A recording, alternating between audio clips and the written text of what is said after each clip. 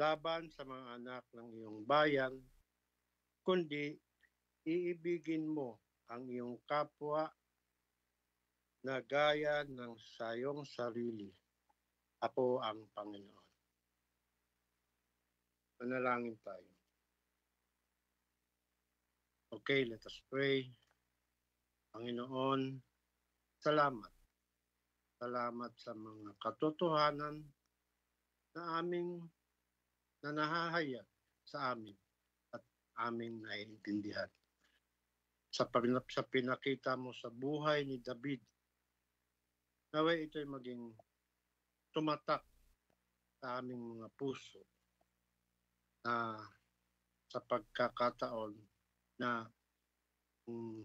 kami man ay nakakaranas ng karangyaan o paghihirap, ang mahalaga ay ang pag-submit sa iyo.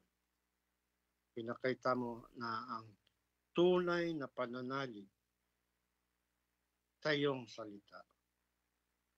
Ang tunay naway ibigay mo sa bawat isa ang puso na may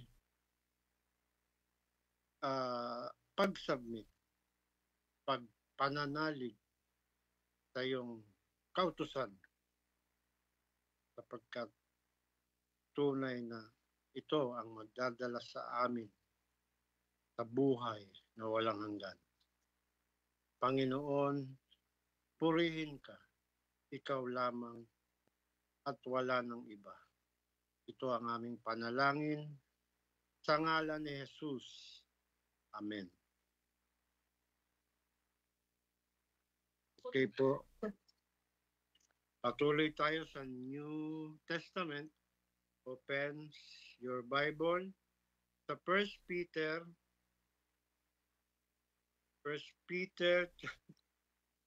chapter 4. 1 Peter chapter 4 verses 12 to 16.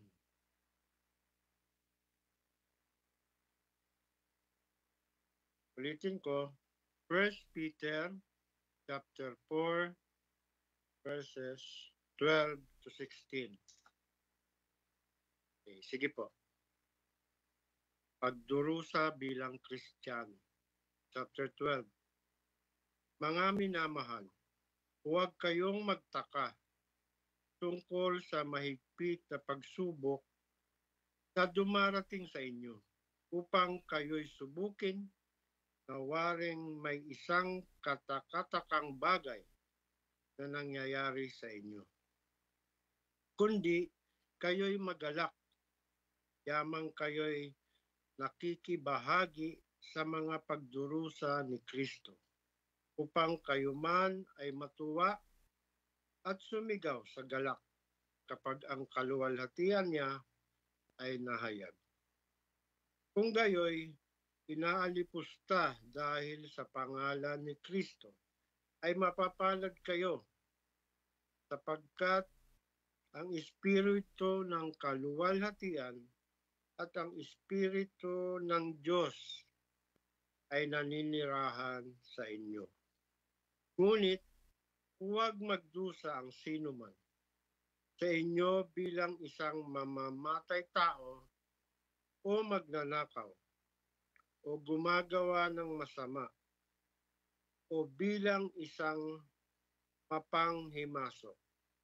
Ngunit kung ang isang tao ay nagdurusa bilang Kristiyano, huwag niyang ikaya ito, kundi luwalhatiin niya ang Diyos sa pangalang ito. Salamat sa kanyang mga salita. Magandang umaga po. Patuloy tayo sa pag-awit ng mga himno.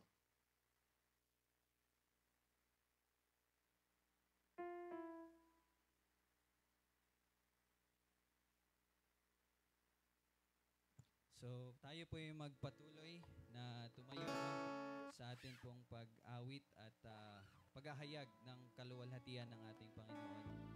So, unang-una, atin pong ihahayag ng ating Panginoon ay naghahari. So, in the Psalm, sa mga awit 93, no, ipinahayag doon ng ating Panginoon ang siyang nagahari at mula noon hanggang ngayon. So yun po ang ating ihahayag, that our Lord Almighty reigns.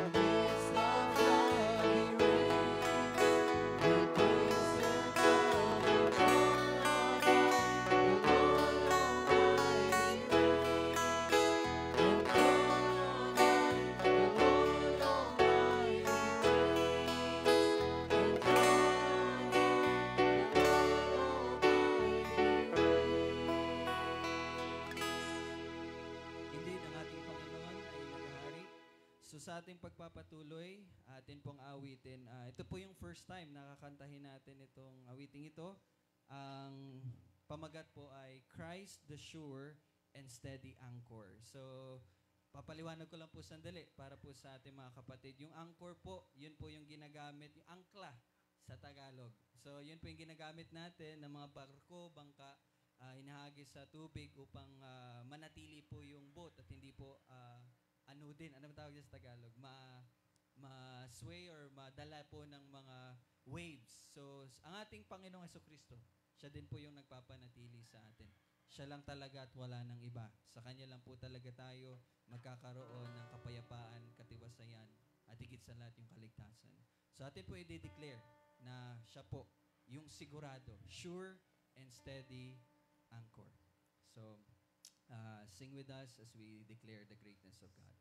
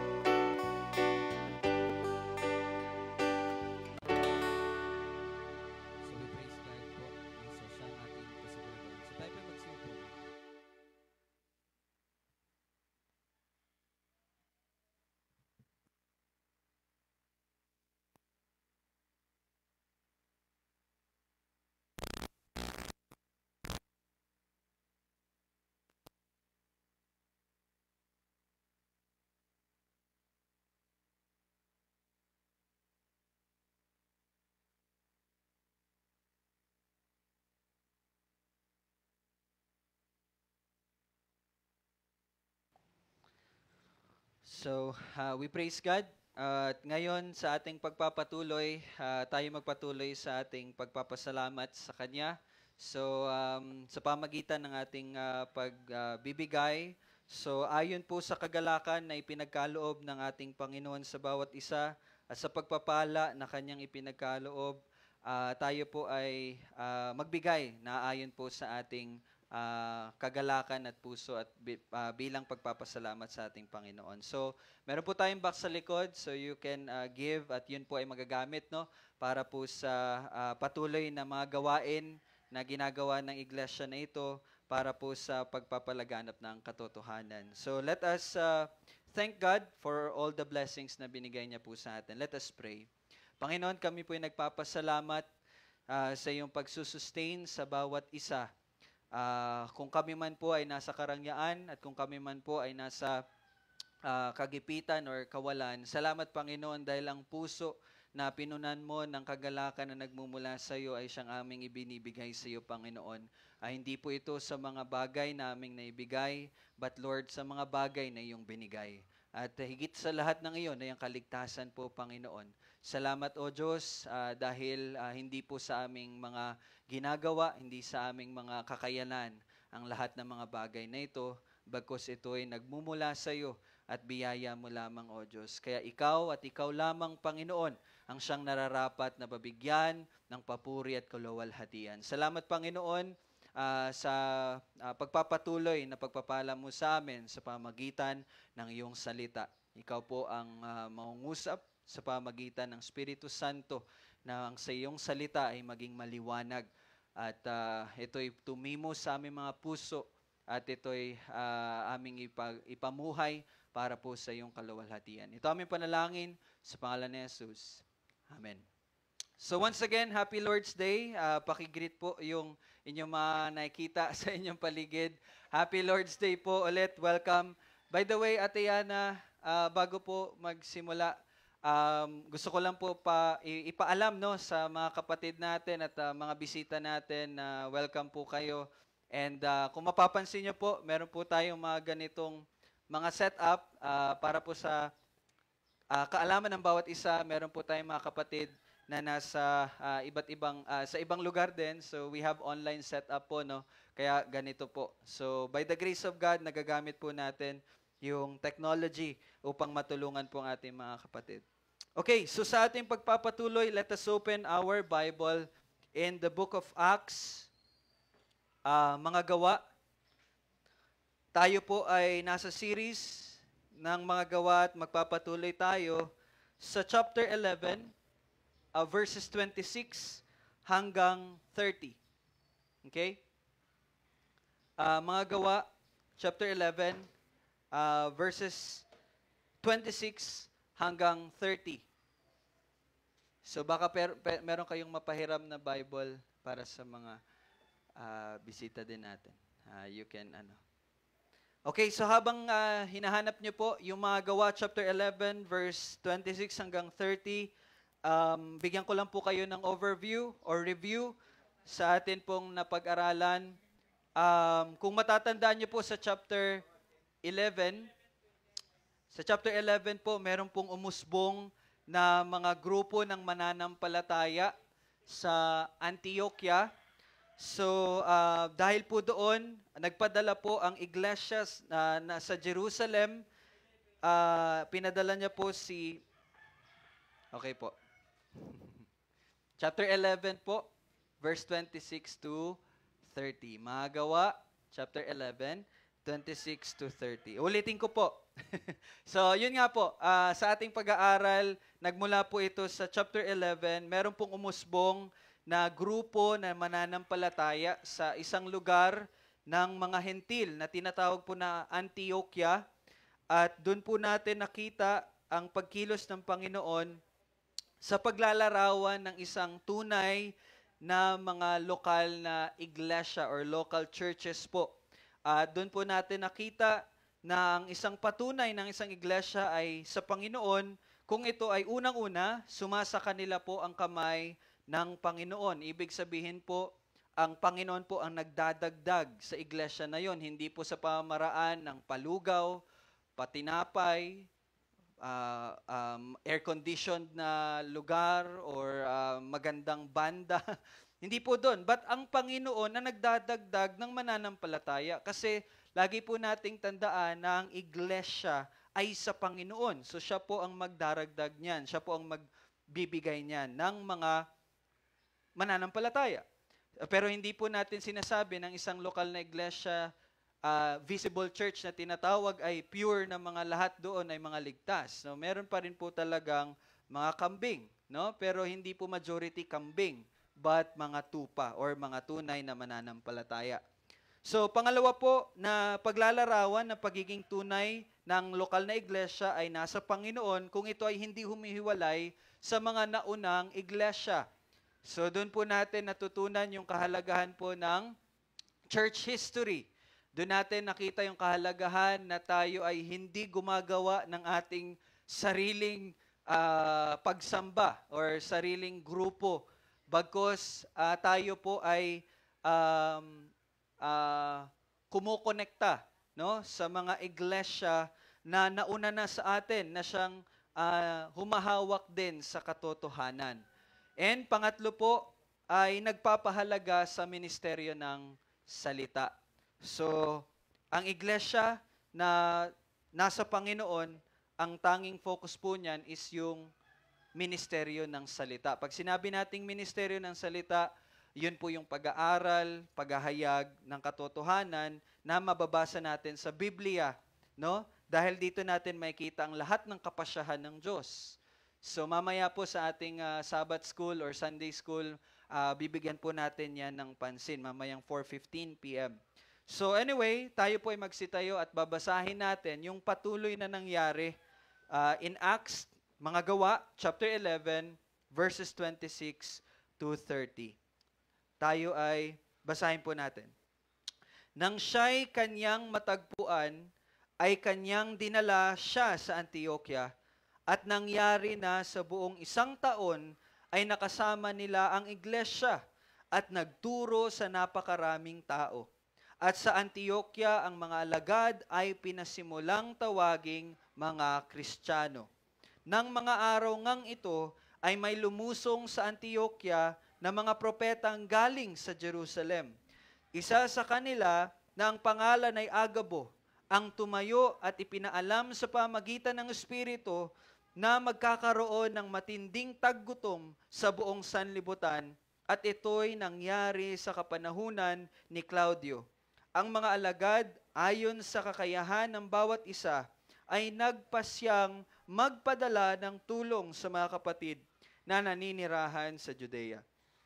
At kanilang ginawa ito at ipinadala nila sa matatanda sa pamagitan ng mga kamay ni Bernabe at Saulo. Salamat sa Panginoon sa kanyang salita. Tayo po'y magsiupo muli.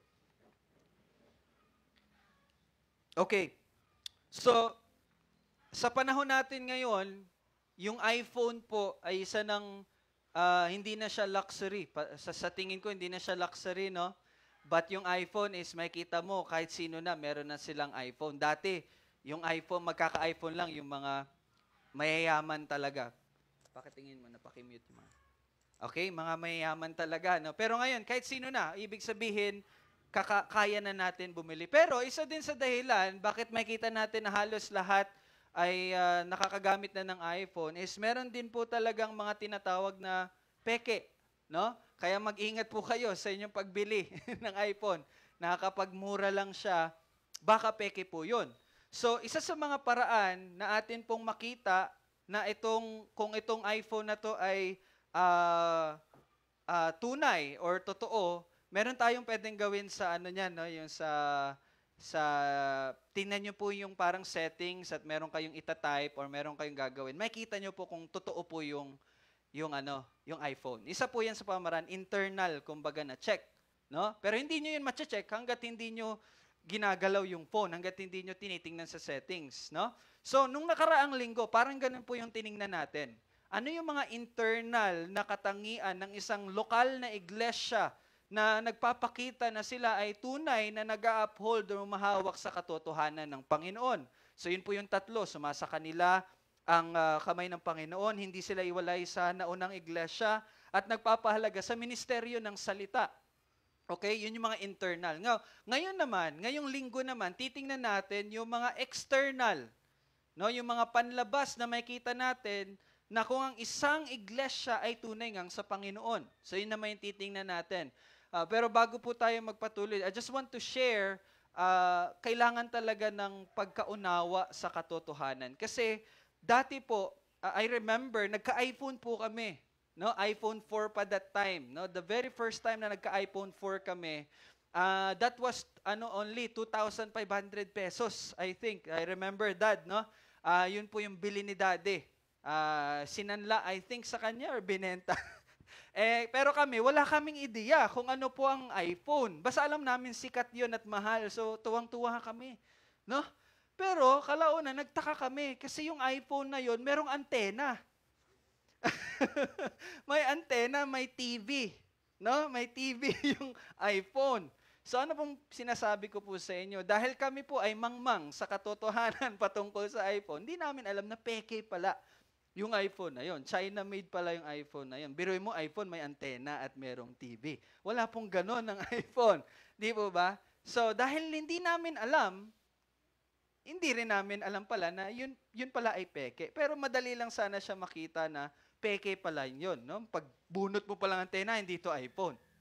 Okay? Now, the reason why I shared it to you, kasi kailangan nyo po na malaman din na kung ano yung mga panlabas na nakikita sa isang lokal na iglesia na ito ay tunay ngang sa Panginoon.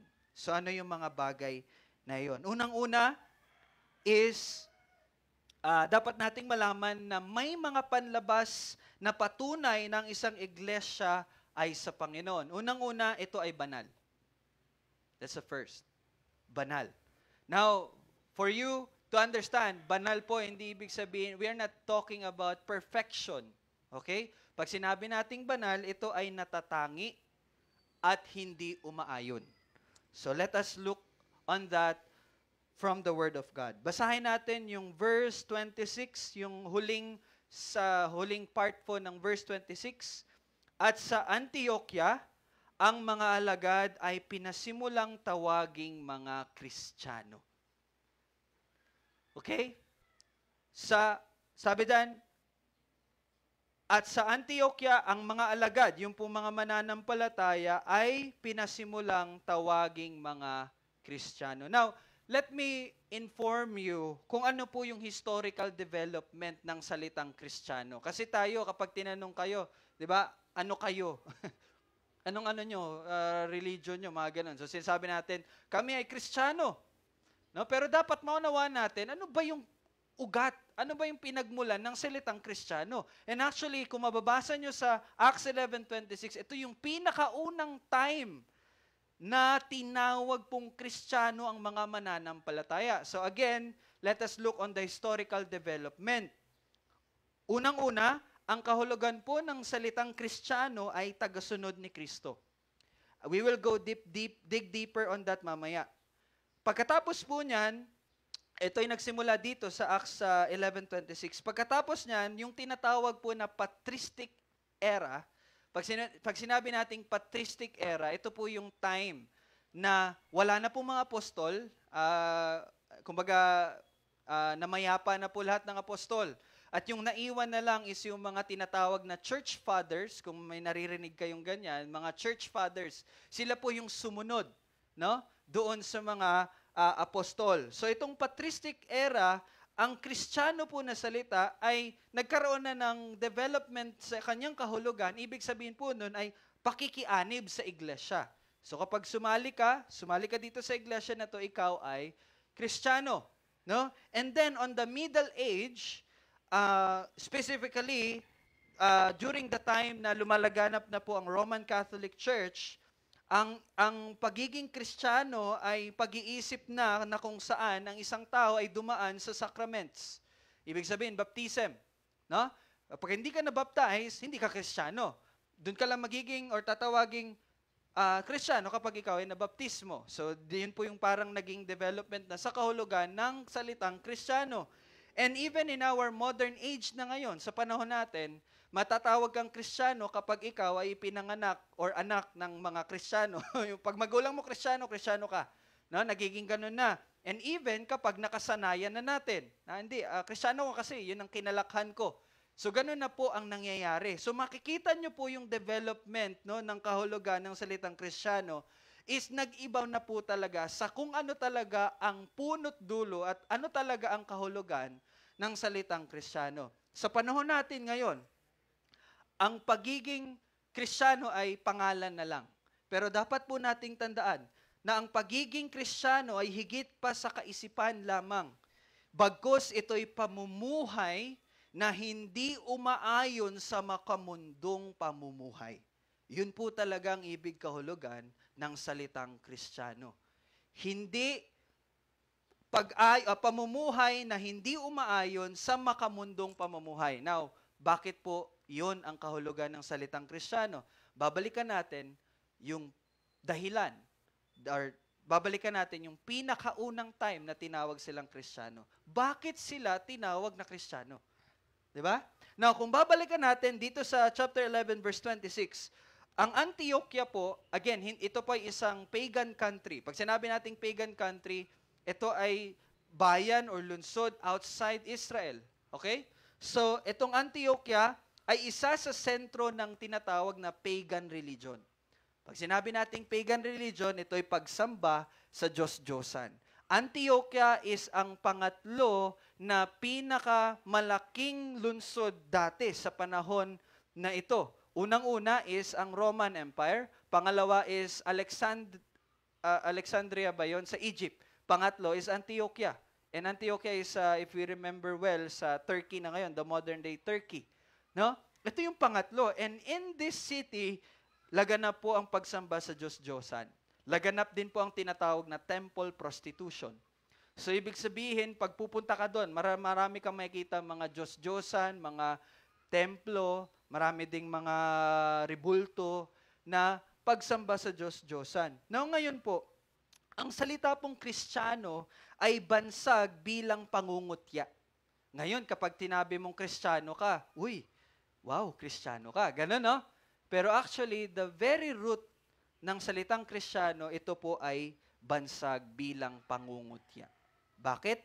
Kasi ang Kristiyano ay mula po sa dalawang salita, Kristos. Pag sinabi natin Kristos, ang ibig sabihin, Messiah. Pag sinabi natin Messiah, ibig sabihin tagapagligtas. At yung iyan, okay, I-A-N, ibig sabihin po nun kabilang. So yung Christian or Kristiyano, ang ibig sabihin kabilang sa grupo ni Kristo. Now, bakit ito pangungutya? No, hindi po ito yung classification lang, okay, Christians kayo. Ito'y pangungutya dahil para po sa mga taga-Roma or yung mga hentil doon, naninirahan doon sa Antioquia, ang pagsunod po sa taong pinako sa krus ay kabaliwan. Okay? During this time, ang powerhouse noon is ang Roman Empire. Para sa mga taga-Roma, ang isang taong sumusunod sa taong pinako ay isang kabaliwan. Bakit po? Kasi ang isang taong pinako sa krus ay yung pagpapako po sa krus ay ang pinakamababa na anyo ng kamatayan or execution para sa isang tao. Okay? So, para sa kanila, sumusunod ka sa taong yan? No? Kabaliwan po yun para sa kanila. And pangalawa, ang mga Kristiyano ay mga tinatawag po sa time na to, ang mga Kristiyano po ang mga tinatawag na atheist. Alam niyo po yung atheist? Hindi naniniwala sa Diyos. During this time, atheist po ang tawag sa mga Kristiyano. Bakit? Kasi hindi sila sumasamba sa mga Roman gods. Hindi sila sumasamba kay Zeus, kay sino pa ba yung yun lang alam ko, si Zeus lang. So yung mga Roman gods, no, yung mga tinatawag na mga Diyos-Diyosan, hindi kasi sumasamba yung mga Kristiyano, kaya sinasabi ng mga taga-Roma, mga atheista to. Atheist. No? And ang mga Kristiyano ay nagsasagawa daw ng cannibalism. Alam niyo po yung cannibalism? Yung kumakain ng laman ng tao. So para sa mga taga-Roma, ang mga Kristiyano daw, mga kannibalismo. Bakit? Kasi naririnig nila at alam nila ang turo ng ating Panginoong Yesus nung sinabi niya na itong aking laman ay kainin ninyo at ang aking dugo ay inumin ninyo. So sa pagkakaunawa ng mga taga-Roma, ano ba yun sila? Mga kannibalismo, no? Kumakain ng laman. So yun po ang kanilang pagtingin sa mga Kristiyano. And even sa kababaan ng tingin nila sa mga Kristiyano, ang mga Kristiyano po ay ginagamit nila na scapegoat. Alam niyo po yung scapegoat? Kumbaga parang, ano ba sa Tagalog yan? Yung sila yung sinisisi. Parang ganon. Parang binabaling sa kanila yung sisi. Kasi if you remember, nung time na naghahari po si Nero sa Roman Empire, nagkaroon po ng great fire sa Roman Empire. Nasunog po, I think 80% or 90% na nasira, no? At ang sinisi po doon ay mga Kristiyano.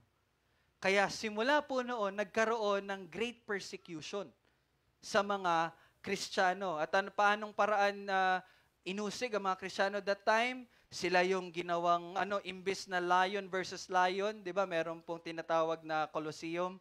Ayun yung entertainment ng mga taga-Roma dati. Imbes na lion versus lion, ang nangyari, lion versus Kristiyano. Lalapain talaga yung Kristiyano. And even sa garden ni Nero, alam niyo po ba ano yung ginagamit na ilaw? Hindi po torch, but katawan ng mga Kristiyano. No? So, ganun po ang kababaang pagtingin ng mga taga-Roma sa mga tinatawag na Kristiyano. No? And lastly, para po sa mga Hudyo naman, no? Ang mga Kristiyano din ay mga tinatawag na mga bulaan. No? Sila yung tinatawag na mga bulaan. Bakit? Kasi sila po ay, para sa kanila, nagtuturo ng maling katuruan. Kasi nga, para sa mga Hudyo, yung kanilang Judaismo ang siyang tamang katuruan, no? At hindi si Kristo ang katotohanan. Kaya ang tawag sa kanila, mga bulaan. So ngayon, nakikita nyo po, no? Ang salita pong Kristiyano ay isang bansag. Tinawag silang Kristiyano dahil nananatili silang banal. Hindi sila umaayon sa Diyos-Diyosan, hindi sila umaayon sa mga maling gawi ng mga tao. So para sa mga taga-Roma, para sa mga Hudyo, sila ay mga bulaan, sila ay mga ateista. No? So ang dapat po nating makita ngayon, tinawag silang Kristiyano kasi nakikita sa kanila yung pananatili nila sa tamang katuruan, sa tinuro ng Panginoong Jesus. Hindi sila nag-compromise sa kung ano yung sinasabi or trend ng bayan na iyon, no? Yung mga paniniwala ng karamihan. No? But they stand still at hindi sila umayon sa mga maling pamamaraan. Kaya ito ay nagdulot ng labis na pag-uusig sa mga Kristiyano. Kaya kanina, nabasa natin yung 1 Peter, and let me read to you ang sinabi ni Pablo sa mga kay Timoteo. Sabi niya, tunay na ang lahat ng ibig mabuhay na may kabanalan kay Kristo ay daranas ng pag-uusig. At tunay na nangyari yun sa kanila. So, kaya kapag naalala niyo po ang salitang Kristiyano, kapag tinatawag po kayong Kristiyano, ang ibig kahulugan po nun ay ang pananatili sa katotohanan. Hindi po yan kaisipan lamang, hindi po yan tawag lamang, but sila ay nabansagang Kristiyano dahil nanatili silang banal. Hindi sila umayon sa kung ano po ang pinapamuhay ng mga tao that time. Kaya kapag mababasa niyo po yung Acts 11:26, at sa Antioquia, ang mga alagad ay pinasimulang tawaging Kristiyano. Halalahanin niyo po, binansagan silang Kristiyano. Kasi alam ng mga tao sa Antioquia, itong mga tao ito ay iba. They do not conform, they do not compromise. No? Nanatili silang totoo at banal. So yun po ang tawag sa atin. as a local church, manatili tayong tapat sa wastong aral. Yes, yun po, mauuna po doon sa wastong aral. Sound doctrine. At kasunod po nun, ang pagtupad ayon dito, kahit na ano paman ang kahahantungan nito. So, kung titingnan nyo po, lalong-lalo na po no, sa Western country, natatandaan ko, dati merong mga issues na kapag sila'y Kristiyano at hindi sila sumali sa parang subject nila na evolution, yung mga ganun ba, no? Yung evolution, kapag hindi nagsasubmit yung estudyante sa mga katurang iyon, ini-expel or binababaan ng grades. Meron din po akong natandaan na babae siya, tapos merong bading or merong parang lalaki na sinasabing bading siya, pumunta doon sa locker room ng mga babae, hindi daw nagpalit yung babae, sinumbong nung lalaki doon sa principal nila. Alam niyo po, sino pang mali? Yung babae. Tapos sinabi ng principal, sinasabi nitong lalaki po yon, sinasabi niya babae siya, bakit sinasabi mong lalaki siya? So nakikita niyo po yung yung corruption na nangyayari, lalong-lalo na sa western country, sa western area, no? So kapag hindi ka naniniwala sa isang tao na nagsasabi siyang babae siya, kahit lalaki yung kanyang biological ay ikaw pa ang mali. No? So ganon, may mga nangyayari na yon. Ewan ko lang dito sa Pilipinas kung may mga ganon na po ba. Pero it will, no? Nagki-creep in na po yan ngayon sa atin. Even meron na nga pong mga LGBTQ+ dito na licensed na para magkasal.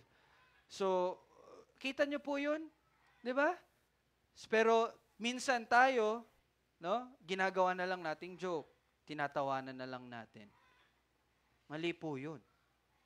No? For the sake na hindi ka awayin, hindi ka anuhin, hindi ko naman po sinasabi makipag-away tayo.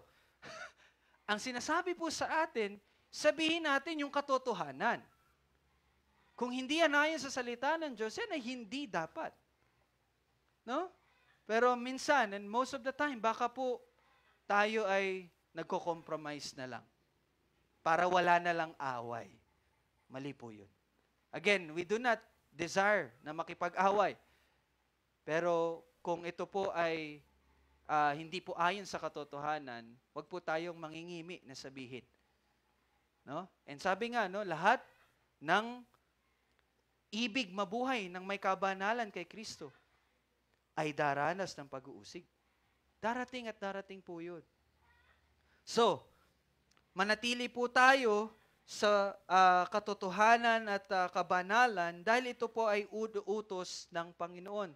Sabi nga po sa Romans 12, verse 2, huwag ninyong tularan ang sanlibutang ito.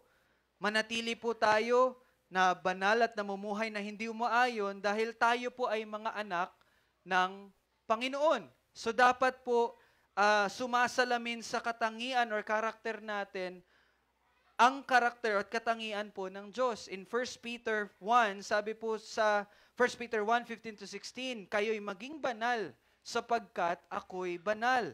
Now, hindi po sinasabi dito na again, perfection. We cannot really attain perfection. Hindi po natin yun makakamtan.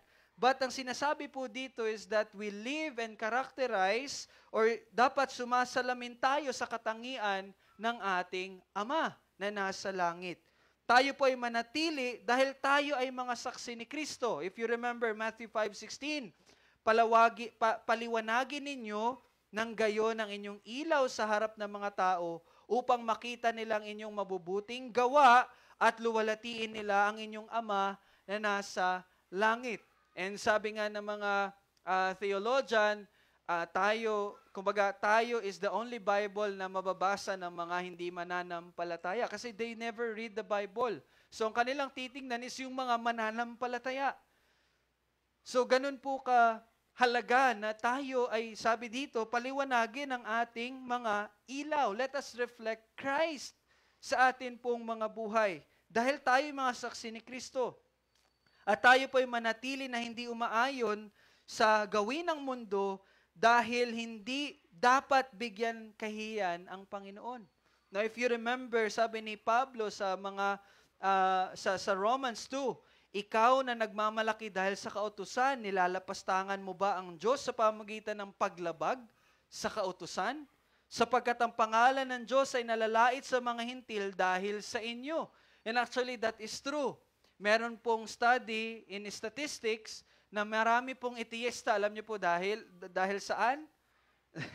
Ang dahilan po na hindi sila naniniwala sa Diyos dahil ang pagtingin nila sa mga Kristiyano ay mga hipokrito. Well, alam naman po natin na ang dahilanan talaga bakit hindi sila naniniwala because they rebel against God. Alam natin yon. Pero hindi natin maikukubli na isa sa mga dinadahilan nila is yung nakikita nilang pamumuhay ng mga nagsasabing sila ay Kristiyano.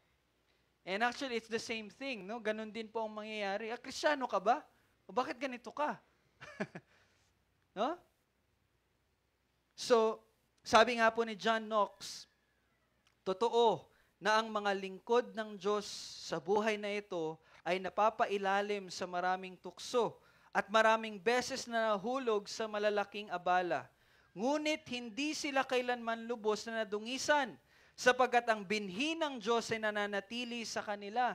Sa makatuwid ay hindi sila ganap na mabulok, ni gayon may maging katulad ng maruming baboy sa mundong ito. So ano pong pinapahiwatig dito ni John Knox? Sabi niya, yes, dadaan tayo sa mga maraming tukso. At minsan tayo ay nahuhulog dito. Pero hindi tayo completely nabubuwal. Bakit? Kasi ang Panginoon ang siyang may hawak sa atin.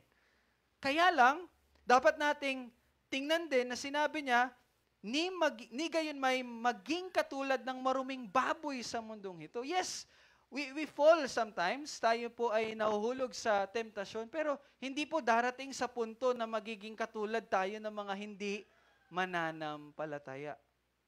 No? So, ang tanong, no, ito yung challenge sa atin, nababansagan ba tayong Kristiyano dahil sa mga ginagawa natin? O nababansagan tayong Kristiyano dahil sinasabi natin Kristiyano tayo? No? Bilang lokal na iglesia, nakikita ba nila si Kristo sa ating mga pamumuhay? Gaya nung mga tao sa Antioquia na nakita nila sa mga mananampalataya na sila ay namumuhay, na sumusunod sa Panginoon, kaya sinabihan sila, binansagan silang Kristiyano. So sa atin din po ba nakikita yung liwanag na yun? Nakikita ba sa atin yung liwanag na ni Kristo? No? So yun po yung challenge. Yun po yung isa sa panlabas na patunay ng isang lokal na iglesia ay nasa Panginoon. Kapag sila ay namumuhay na banal, natatangi at hindi umaayod.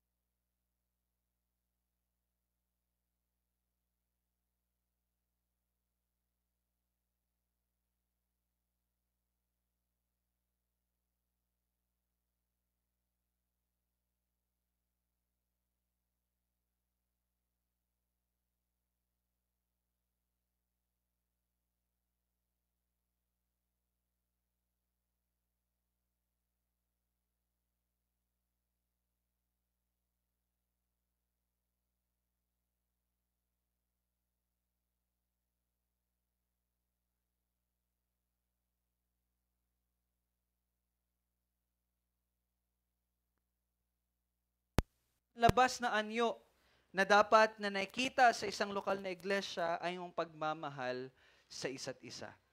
Now, kung magpapatuloy tayo in verse 27, sinabi po dyan, nang mga araw ngang ito ay may lumusong sa Antioquia na mga propetang galing sa Jerusalem. So may pumunta daw doon na mga propeta na nagmula po sa Jerusalem. Now, itama lang po natin yung mga yung mga terms, no?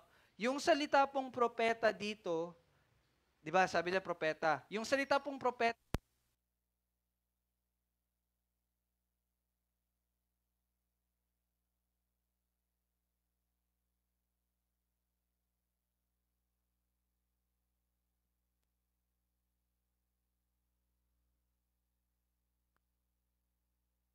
ang Diyos ay nagsalita sa ating mga ninuno sa iba't ibang panahon at sa iba't ibang paraan. So ito po yung dati, no? Sa pamamagitan ng mga propeta. So ito pong verse na ito is actually patungkol po sa Old Testament, unang panahon. And in verse 2, subalit sa mga huling araw, okay? Sa mga huling araw na ito, ay nagsalita siya sa atin sa pamagitan ng anak. So sino po yun? Ang Panginoong Jesus. Na kanyang itinalagang tagapamana ng lahat ng mga bagay na sa pamagitan din niya ay ginawa ang mga sanlibutan. So kung makikita niyo po dito sa Hebrews 1 and 2, dalawa lang po yung binanggit. Una, sa pamagitan ng propeta. Pangalawa ay sa pamagitan ng anak. So makikita niyo po dito sa Hebrews 1 and 2, natapos na po ang ministeryo ng mga propeta. Tapos na. Yung office ng prophets, tapos na po yun sila sa Old Testament. And actually, isa sa mga kilala na tinuturo, si John the Baptist is actually the last prophet sa Old Testament. So, kino-consider si John the Baptist as the last prophet ng Old Testament. Di ba? No? So sino to sila? Sino to yung mga propeta na binabanggit sa verse 27? Now, kung titingnan natin sa Ephesians 2:20, makinig po kayo mabuti. Sinabi dito, yung iglesia daw, na itinayo sa saligang inilagay ng mga apostol at ng mga propeta. Nabanggit na naman po yung propeta, na si Kristo Jesus ang batong panulok. So sinabi dito, the foundation of the church ay ang mga apostol at sino daw? Mga propeta. So dati, sa ating mga pag-aaral, sinasabi natin na ito yung Old Testament prophets. But actually, tayo pala ay nagkamali doon. So we praise God ngayon, may tatama na natin. No? Yung sinabi po ditong saligan ng church, ng iglesia, ay apostol at mga propeta. Again, hindi mga Old Testament prophets. Now, sinabi sa 1 Corinthians 12:28, at ang Diyos ay naglagay sa iglesia, listen carefully, okay, iglesia na time ha, at ang Diyos ay naglagay sa iglesia, unay mga apostol, ikalaway mga propeta. You see? Kasi kung tiisipin natin na Old Testament prophets ito, bakit una yung apostol? Bakit pangalawa lang yung propeta? Dapat, kung Old Testament prophets ito, una yung mga propeta and then sunod yung mga apostol. Pero bakit baliktad ang nangyari? Dahil nga po, hindi ito mga Old Testament prophets. Now, bigyan ko po kayo ng pagkakaiba. Medyo, muna tayo, footnote muna tayo. Segue muna tayo sa main topic natin. Para lang malaman nyo din ito. So, the Old Testament prophets, long-term po yung office nila. Long-term. Okay? At yung mga New Testament prophets naman, temporary lamang. There's a purpose bakit po. Temporary lamang po. And sa Old Testament, yung mga prophets, formal office po nila yon. Ibig sabihin, ministerya talaga nila yon. That's a formal office. But in the New Testament, transitional office lamang. Ibig sabihin, nandyan sila sa certain na reason bakit nandyan sila. Okay? And yung mga Old Testament po na prophets, more on predictive sila. Ibig sabihin, yung mga mangyayari in the future. Parang ganun po ang usual message nila. But in the New Testament, explanatory. Okay? Ibig sabihin, tumutulong sila na i-explain yung kautusan, i-explain yung salita ng Diyos. And more on applicatory sila. Ibig sabihin, application, kung paano ito ipapamuhay. Sa Old Testament, ang kanilang propesiya, ay yun nga po, predictive sila. So yung mga propesiya nila is tungkol sa future events, no? Judgment and coming of Messiah, yung pagdating po ng Messiah. But in the New Testament, it is, sabi sa 1 Corinthians 14:3, subalit ang nagsasalita ng propesiya, ay nagsasalita sa mga tao para sa kanilang ikatitibay, ikasisigla, at ikakaaliw. No? So makikita niyo po yung kaibahan nun. And sa Old Testament prophets, sila po ay authoritative. Kapag sinabi nating authoritative, yung mga salita po na sinasabi nila na nagmula po sa Diyos, mostly sa mga sinabi nila ay naging naisulat po or napabilang po sa canon. Pag sinabi nating canon, yung mga authoritative books na tinatawag na salita ng Diyos. No? Pero sa New Testament, mapapansin nyo, wala po kayo mababasa na ganon. Di ba? But mostly, ang mga naisulat po sa New Testament is actually ang mga sulat ng apostol, hindi na ng mga propeta. And actually, in 1 Corinthians 14:29, hayaang magsalita ang 2 o 3 sa mga propeta at ang iba'y umunawa sa sinasabi. Sa Tagalog, wait lang po. Praise. So sa Tagalog po na translation, umunawa, no? Pero kung sa titingnan natin sa original na pagkasulat, ang sinasabi po dito is i-test. No? I-balanse kung tunay ba to na nagkaturuan ba at nanggagaling ba sa Diyos. Pero sa Old Testament, wala nang ganon. Authoritative, no? Ito ay galing sa Diyos. Pero dito naman sa New Testament, yon, kailangan muna nilang i-test. So bakit po ganon? Again, maunawaan natin na yung mga propeta na binabanggit dito is the New Testament prophets. Okay? So, kung atin pong anuhin, mas ano talaga yung apostol. Yun po talaga ang ginamit ng Panginoon. Lalong-lalo na po for the purpose of the canon, yung pag-publish ng salita ng Panginoon. Kaya meron pong apostol at mga propeta. So, that's an introduction kung sino po yung propeta na pumunta sa Jerusalem. Okay? So sana maging malinaw po yan sa atin para hindi na po tayo malito kapag nababasa natin, ano ba itong mga propeta dito? And di ba, tingnan nyo po ngayon, wala na pong propeta. Wala na. Wala na. Nag-cease na po yon. Wala na ding apostol. So mga bulaan po yung mga nagsasabi na sila'y propeta at apostol.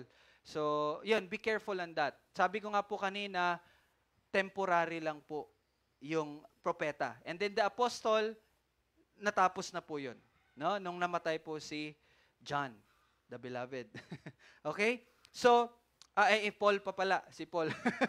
Okay, so titingnan natin din yung timeline na yon. Anyway, so let's go back to the word. So yun po, may mga propeta na pumunta sa Antioquia. At in verse 28, isa sa kanila na ang pangalan ay Agabo. So si Agabo po ay makita ulit natin sa chapter 21, sa next time na pag-aaral natin, siya po yung magbibigay din ng propesiya patungkol sa pagkakulong ni Pablo. And ito po yung sinabi sa pamagitan ni Agabo. Ang tumayo at ipinaalam sa pamagitan ng Espiritu na magkakaroon ng matinding taggutom sa buong sanlibutan. At ito'y nangyari sa kapanahunan ni Claudio. Now, ito po ay totoong nangyari. So si Claudio po, if you will go back to the history, makikita nyo po kung sino si Claudio. So ibig sabihin, ito ay totoong tao, ito po ay totoong pangyayari, at dahil dito, mabibigyan po tayo ng historical reference, no? Na tunay po na nangyari itong bagay na ito. Pero our focus is in verse 29 to 30. Ano ba sinabi dyan? Ang mga alagad, ayon, dahil nga po merong taggutom. Ang mga alagad, ayon sa kakayanan ng bawat isa, ay nagpasyang magpadala ng tulong sa mga kapatid na naninirahan sa Judea. And in verse 30, at kanilang ginawa ito at ipinadala nila sa matatanda sa pamagitan ng mga kamay ni Bernabe at Saulo. Okay? So makikita niyo po dito sa ipinamuhay po nung mga mananampalataya, specifically sa Antioquia. Yung mga mananampalataya sa Antioquia, hindi lang po sila sagana sa wastong aral. Hindi lang po sila sagana sa kabanalan. No? Bagkus pati rin po sa pagmamahal. Imagine, yung isang taong pag-aaral nila, natandaan niyo po ba? Verse 26 ata yun, di ba? Buong isang taon ay nakasama nila ang iglesia at nagturo sa napakaraming tao. For 1 year, no? Kinuha talaga ni Bernabe si Saulo, hinanap niya talaga sa Tarsus para magturo. And for 1 year, yun pong ginawa nila. Hindi po jamming, hindi po sport fest. But they only focus on pagtuturo, no? And ang kagandahan nito, sa isang taong pag-aaral, nakita natin yung bunga. Nakita natin na hindi lang hanggang dito, but ipinamuhay nila kung ano man po yung mga itinuro sa kanila. At isa sa visible na obedience na ginawa nila is yung pagmamahal nila sa mga kapatid. doon, lalong-lalo na sa Judea, sa Jerusalem. No? So, wala na pong alitan sa dalawang grupo. Remember, ito po ay mga hentil. No? Ito po ay mga hentil. So, gaya po sa Acts 6, kung matatandaan niyo sa mga gawa, chapter 6, di ba? Meron pong, pero yun sila, hindi po pure na mga hentil, but mga Hudyo na nanirahan lamang sa Gentile country or Gentile cities. Pero meron pa ring division actually that time. Pero in Acts chapter 6, nakita din natin yung pagkakawala na ng division na yon between the native Jewish people and the Hellenistic Jews. No? Nagkaroon na sila ng unity. Pero dito naman, ang pinapakita sa atin is beyond that. Kahit yung mga hentil, na to the point na sila po ay nagpasyang magpadala ng tulong sa mga kapatid sa naninirahan sa Judea. So ito po yung katangian na nararapat sa lokal na iglesia na tunay na nasa Diyos. No? Ano yon? Pagmamahal sa isa't isa. Na hindi ko po sasabihin, magbigay kayo. Hindi po yun ang turo dito. But ang turo dito is loving one another. No? Ang pagmamahal sa isa't isa ay patunay na tayo nga ay sa Kanya. Now, let me read to you some verses. John 13:34-35. Sabi diyan, isang bagong utos ang sa inyo'y ibinibigay ko, na kayo'y magmahalan sa isa't isa. No? Na kayo'y magmahalan sa isa't isa. Kung paanong minahal ko kayo, magmahalan din kayo sa isa't isa. Sa pamagitan nito ay makikilala ng lahat. Take note. Sa pamagitan ng ito ay makikilala ng lahat ng mga tao na kayo nga ay aking mga alagad. Kung kayo'y may pag-ibig sa isa't isa. No, ang salita ng Panginoon ay very clear. Not only yung pamumuhay natin sa kabanalan, na tayo ay masasabing sa Kanya. But here, sinasabi na kayo'y makikilala ng lahat ng mga tao. Na kayo'y aking mga alagad. Sabi ng Panginoong Yesus, kung kayo'y may pag-ibig sa isa't isa. And I think baka po most of the time, ito po ay nane-neglect natin. No? Bakit ito'y patunay? Kung tayo may pag-ibig sa isa't isa, bakit ito'y patunay na tayo alagad ng Panginoon? Una, dahil ito'y patunay na tayo ipinanganak ng Diyos. Diba? Wala pong isang tao na hindi ipinanganak ng Diyos na hindi sa Kanya. Lahat ng mga ipinanganak ng Diyos ay sa Kanya. And alam niyo po ba, sabi in 1 John 3:14, nalalaman nating tayo'y dumaan mula sa kamatayan patungo sa buhay. So, anong sinasabi dito? Salvation. Nalalaman natin, medyo anuin ko po, no, para emphasis, nalalaman nating tayo'y ligtas o may buhay na walang hanggan, dumaan mula sa kamatayan patungo sa buhay, sapagkat, o ano daw yung patunay? Sapagkat iniibig natin ang isa't isa. Ang hindi umiibig ay nananatili saan? Sa kamatayan. So you see, isang patunay na tayo ay binuhay muli ng Diyos kung tayo ay may pag-ibig sa isa't isa. And ito'y patunay na tayo ngay, kung tatandaan ninyo, ang isang tao ay nagiging born-again Christian. By the way, born-again Christian is hindi po dahil nagsisimba ka sa isang Christian church. Hindi po yan ang ibig sabihin ng pagiging born again. But ang kahulugan ng born again is ikaw ay patay sa iyong kasalanan, pero binuhay ka muli ng Diyos. At ang pagbubuhay muli ay ginawa niya sa pamagitan ng Espiritu Santo. And so kung tayo ay born again, tayo binuhay ng Espiritu Santo. At kung tayo'y binuhay muli ng Espiritu Santo, makikita sa atin ang bunga ng Espiritu. At alam niyo po ba kung anong pinakaunang bunga na binanggit? Diba? Galatians 5:22. Subalit ang bunga ng Espiritu ay pag-ibig. Una po yun. So if you're really a born-again Christian, born-again Christian pa, no? Born again, love, pagmamahal. Yes, unang-una, pagmamahal sa Diyos. And kasunod nun, pagmamahal sa isa't isa. So yun ang patunay. At patunay din ito na tayo nga'y iisa kay Kristo. Sabi sa John 15:12-13, ito ang aking utos na kayo'y magmahalan sa isa't isa gaya ng pagmamahal ko sa inyo. If you are really in Christ, no? Sinabi dyan, magmahalan kayo sa isa't isa. At last week, natutunan natin na yun ay isang gawa, isa yun sa mga gawa ng Espiritu Santo, na tayo ipagkaisa kay Kristo. At ngayon nakita natin anong patunay na tayo isa kay Kristo? Na kung tayo'y nagmamahalan sa isa't isa, gaya ng siya, minahal tayo. At isa po sa gawain ng Espiritu Santo, hindi lang tayo ipagkaisa kay Kristo, at bagkus tayo din ay ipagkaisa saan? Sa katawan ni Kristo. Ibig sabihin yung iglesia. And amazingly, in 1 Corinthians 13:3, ano po yung sinabi sa 1 Corinthians 13:3?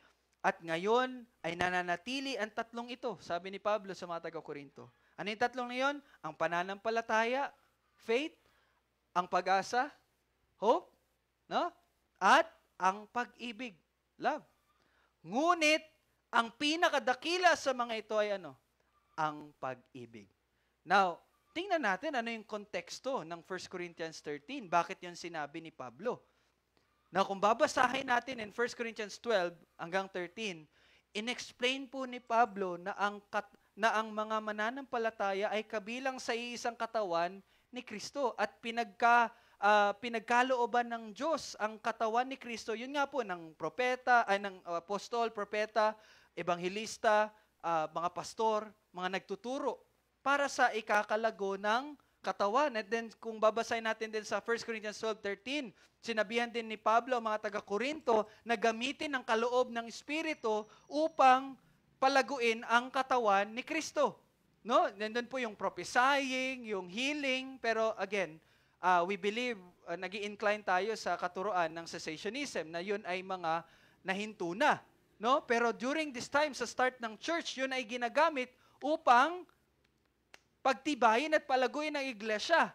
Pero sabi ni Pablo at sa huling banda, no? Yes, maganda yon. Sabi nga ni Pablo, 1 Corinthians 13:13, nananatili yung tatlo. Pero ngunit ang pinakadakila ay pag-ibig. Kasi kung meron kang ang gift, meron kang ganito, ginagawa mo to, nagsuserve ka, nagpipreach ka, nag-evangelize ka, pero kung wala naman ang pag-ibig, wala din siyang halaga. So you see, ang pag-ibig ay patunay na tayo ay naging isa din sa katawan ni Kristo. That is, yun yung bagay na nagbabind sa atin. No? Yung love. At ito sa huli, patunay na tayo'y sumusunod sa kalooban ng Diyos. In Romans 13:8-10, sabi diyan, huwag kayong magkautang ng anuman sa kanino man, kundi mag-ibigan sa isa't isa, sapagkat ang umiibig sa kanyang kapwa'y nakatupad na ng kautusan. No? Ang mga utos na huwag kang mangalunya, huwag kang papatay, huwag kang magnanakaw, huwag kang mag-iimbot, at kung mayroon pang ibang utos ay nauuwi sa salitang ito. No? Lahat daw nasa-summarize, no? Nauuwi sa salitang ito. Ibigin mo ang iyong kapwa na gaya ng iyong sarili. Ang pag-ibig ay hindi gumagawa ng masama sa kanyang kapwa. Ang pag-ibig ang siyang katuparan ng kautusan. At tayo, we always believe na ang iglesia, ang isang lokal na iglesia ay dapat sumusunod sa kalooban ng Diyos. And it summarizes into this one sentence. Ibigin ninyo ang isa't isa. So, siguro ang tanong, okay, paano naman natin ito maipapakita, yung pag-ibig na yun? Ano yung mga practical na paraan? Kasi madaling sabihin, love one another, pero hindi naman natin alam paano natin iibigin, mamahalin ang isa't isa. No? So, titingnan natin yung sa salita ng Panginoon. Unang-una, magtulungan kung may nagkasala. Tayo magtulungan kung may kapatid na nadadapa. Sabi ni Pablo sa mga taga-Galacia, mga kapatid, kung ang isang tao ay natagpuan sa anumang pagsuway, kayong mga spiritual ay dapat panunumbalikin siya sa espiritu ng kaamuan. Tingnan ang inyong sarili, baka ikaw ay matukso rin. Dalhin ninyo ang mga pasanin ng isa't isa, bear with one another. At sa gayon ay matutupad ninyo ang kautusan ni Kristo. Anong kautusan ni Kristo? Ito ang bagong utos, no? Sinabi niya kanina. Magmahalan kayo. Yun ang una. Kaya pag merong nangihina na kapatid, nakakagawa ng kasalanan, nandun po yung pagpapabalik sa kanya. So, nandun po yung correction. Pero sa spirito ng kamuan. No? Gawin natin yun. Huwag natin kumbaga, huwag nating i-neglect yun. Yan siya, nagkakasala. Sige lang. No, minsan ganun tayo, nagiging tolerant na rin tayo. No? But we must bear with one another, lalong-lalo na sa mga kapatid na nanghihina. Pangalawa, palakasin ang bawat isa sa pamagitan ng pagtitipon. In Hebrews 10:24-25, at ating isaalang-alang kung paanong gigisingin ng isa't isa sa pag-ibig at sa mabubuting gawa, na huwag nating pabayaan ang ating pagtitipon gaya ng ugali ng iba, kundi palakasin ang loob ng isa't isa, lalong-lalo na kapag inyong nakikita na papalapit na ang araw. So do not neglect, no? Huwag niyo pong walang bahala yung pagtitipon na meron tayo. Kasi ito yung time na ma-encourage natin yung bawat isa, no? So, isa po doon, isang pagsamba natin sa ating Panginoon, no? At pangalawa po doon ay ang pagpapalakas sa isa't isa. And number 3, pangatlo, maging magiliw tayo sa ating panauhin. Let us welcome our brothers and sisters.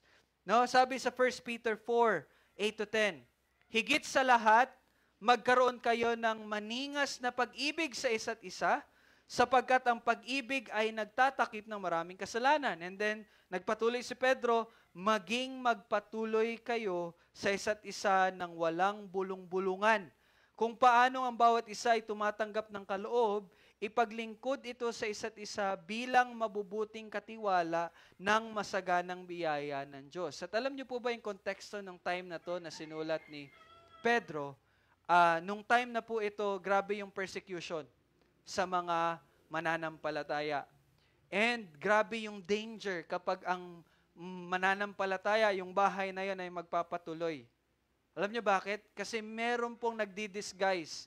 Meron nagkukunwari na kabilang sila, mga Kristiyano daw sila, and then pagpasok doon, papatayin na sila or uusigi na sila, huhuliin sila. Pero ang sinabi ni Pedro, no? Magmahalan kayo, magpatuloy kayo sa isa't isa. Kahit na merong ganong threat. And ganun din sa atin, di ba? Ay, hindi natin kilala yan. Huwag nating patuloyin yan. Baka mamaya nakawan tayo. Yes, nandun yung pag-iingat. Pero dapat hindi matatabunan yung pag-ibig. No?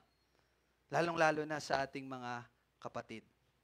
And, pangapat, unahin ang kapanganan ng ating kapatid. In Ephesians 4:32, at maging mabait kayo sa isa't isa.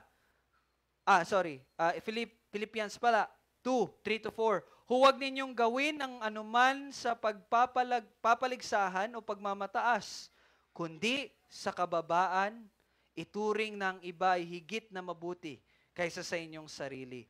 Huwag tingnan ng bawat isa sa inyo ang kanyang sariling kapakanan, kundi ang kapakanan ng iba. So, unahin talaga natin yung kapakanan ng ating kapatid. Paano natin yon mapapakita? Unang-una, yung ating pagsunod sa Diyos. No? Ang ating pagsunod sa Panginoon ay higit na makakatulong sa ating kapatid. At pangalawa, kung may mga bagay na gusto nating gawin, pero kung ito'y makakatisod naman sa ating kapatid, so wag na natin po iyong gawin. Yung mga ganong bagay. No? Let us think highly of others. And panglima, maging mabait mahabagin at mapagpatawad. In Ephesians 4:32, at maging mabait kayo sa isa't isa, mga mahabagin, nagpapatawad sa isa't isa, gaya ng pagpapatawad sa inyo ng Diyos kay Kristo. So yun po yung mga practical na mga pwede nating gawin bilang pagmamahal sa isa't isa. And gaya nga po ng sinabi sa ating confession, in London Baptist Confession of Faith, chapter 26, section 14, dapat ay patuloy na manalangin ng lahat na mga kaanib ng bawat iglesyang lokal para sa ikabubuti at ikauunlad ng lahat ng mga iglesia ng Panginoong Hesukristo sa lahat ng dako. Diba? Kaya nga po sabi ko kanina sa prayer meeting natin, isa sa mga mandate natin is pag-pray din natin yung Universal Church, yung Catholic Church. No? Sa lahat ng pagkakataon, sa pamagitan ng paggamit ng kanilang kaloob at katangiang espiritual, dapat nilang tulungan ang lahat ng kapwa mananampalataya na makakasalamuha nila sa kanilang paligid at hanap buhay. Sa makatuwid, dapat hanapin ng mga iglesia ang pakikisama sa isa't isa hanggat ibinibigay ng probidensya ng Diyos ang pagkakataong matamasa ang mga gayong kapakinabangan. So as long as there is a chance na binibigay ng Panginoon, let us help one another. So sabi nga po ni John Calvin, imposibleng madala tayo sa Diyos maliban kung tayo rin ay pinasama sa isa't isa sa pagmamahalan sa isa't isa. Sabi niya, napaka-imposible na sabihin mong nasa Diyos ka pero hindi ka nagmamahal sa iyong mga kapatid. No? Even Martin Luther, sabi niya, ang pag-ibig sa kapwa na nagmumula sa pag-ibig ng Diyos ay ang tunay na tanda ng isang Kristiyano at ang bigkis ng perpektong pagkakaisa. No? Very clear. And once again from John Knox, ito ay isang bagay na higit pa sa kasuklam-suklam. Sabi niya, no? Ano yon? Na tayo na pinagsama ni Kristo ay dapat na higit na may ugnay ng pag-ibig sa mundong ito kaysa sa pag-ibig sa ating mga kapatid. Ano sinasabi niya? Isang kasuklam-suklam na bagay na mas in ka pa, mas in love ka pa, mas okay ka pa, mas masaya ka pa sa relasyon mo sa mga hindi mananampalataya kaysa sa relasyon mo sa mga mananampalataya. No, minsan, no, mas gusto natin yung doon ako gala with friends kasi happy. Nako, delikado po tayo diyan. No? Ay, kaya nating magdamagan usapan, no, sa mga kakilala natin, kaibigan natin. Magdamagan, no, hanggang 3:00 ng umaga. Pero pag Bible study, pagtitipon-tipon ng mga mananampalataya, Lord's Day, kamot sa ulo. No, may mga ganun tayong kapatid, no, let's repent from that. No? Sabi nga ni John Knox, isang kasuklam-suklam yun na bagay na mas okay ka pa sa presensya ng mga hindi mananampalataya kesa sa presensya ng mga kapatid. No? Ang pag-ibig sa isa't isa ay hindi optional, bagkus natural sa isang lokal na iglesia. Pagtitipon-tipon ng mga mananampalataya. Ito ay dapat lubos na nakikita sa isang iglesia na sa Panginoon. Pagbulay-bulayan po natin ito at hingin natin sa Panginoon ang pag-ibig na ibibigay natin sa isa't isa. So sa pagtatapos, ang iglesia na sa Panginoon ay tunay dahil sumasa kanila ang kamay ng Panginoon. Hindi ito hiwalay sa naunang iglesia. Pinapahalaga ng ministeryo ng salita.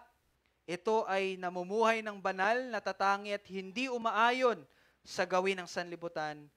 At panghuli, minamahal ang isa't isa. No?